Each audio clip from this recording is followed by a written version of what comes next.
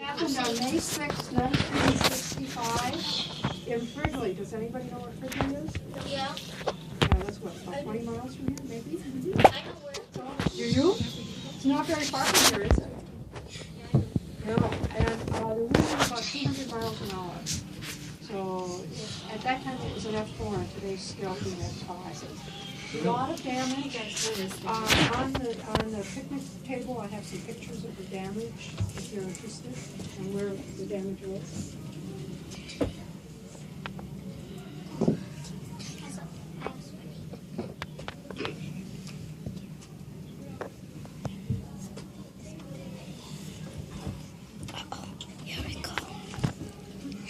I don't think we're ever over it, once you've been through it. The whole area smelled like a battlefield.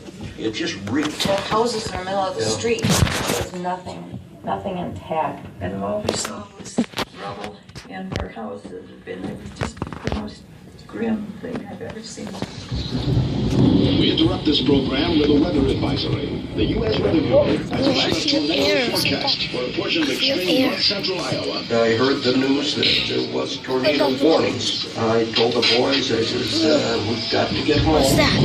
Scattered severe thunderstorms with large hail, locally damaging winds, and the possibility of an isolated tornado. The sky got very dark and green, very green.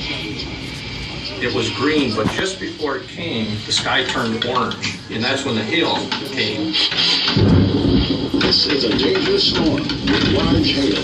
Stay indoors, away from windows. My mother had just gotten done washing the windows.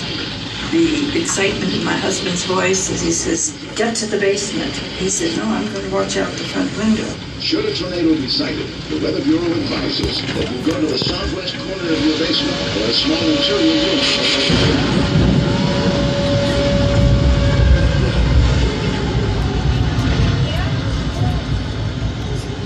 Before I even saw it, I smelled it. There was this sulfuric odor.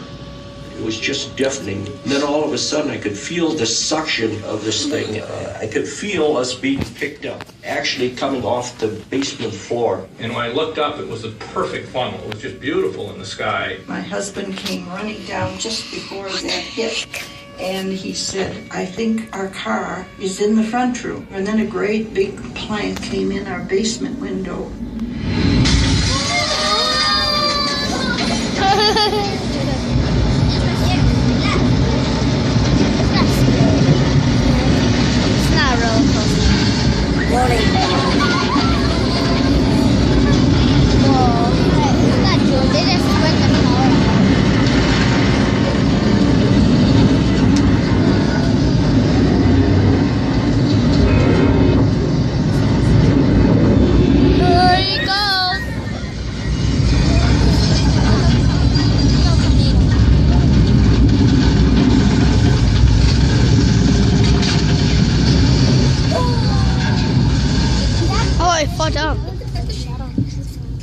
The wind left us. I looked up and there was no floor above us. It was gone.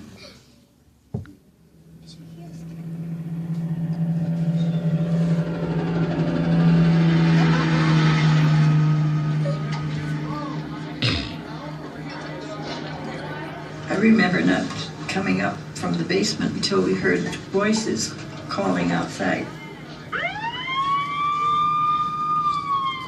The stairway was just pulled right out of the house. There was no way to get up, and so we had to wait for neighbors to come over and pull us out of the house. When I ended up doing traffic control at that intersection, these people started coming down the street, and I saw the devastation on their faces. And one father was carrying his son, and the son's arm was almost severed at the shoulder, and he was trying to keep it from bleeding and find help. 290 people went to the hospital that night.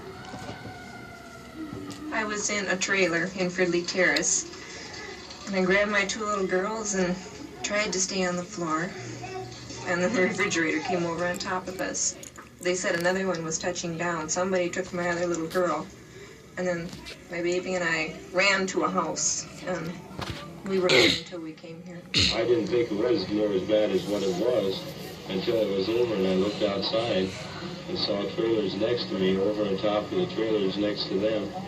I'm from the West, you see, and I don't know much about these things, and so then I put the car in. I don't know why, because the garage fell in on it, but then I went down the basement, and it, I don't know how to describe it. I guess you could say confusion. I don't think anyone knew the extent of it until it was until afterwards.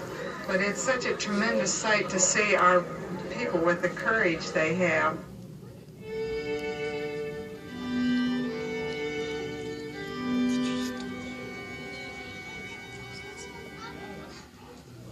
The help that we as a family received from my fellow workers, church, everybody around me was probably one of the greatest things that I really remember out of this. My wedding dress was hanging in a closet at one end of the house, and his shotgun was at another end of the house. Under the roof, the wedding dress was wrapped in the shotgun. I was in so much shock that I guess I really didn't at the time realize the impact this thing was making on my life. I have my family. That was the main thing. But boy, I sure wanted everything else. I always love storms. I still love storms. There's something about them that's very exciting to me. I get energized by storms. My oldest son, he's still deathly scared of storms. I am still deathly scared of storms. Respect storms. Respect all of nature. Charlie Boone here in the afternoon with the aftermath of the big storm last night. I want to thank the people that were on hand last night. Roger Erickson, of course, is in the helicopter. We'll hear from him in just minutes. Dick Chapman, Rob Brown. Rob, who came in and manned the phones. Dick, who did such an incredible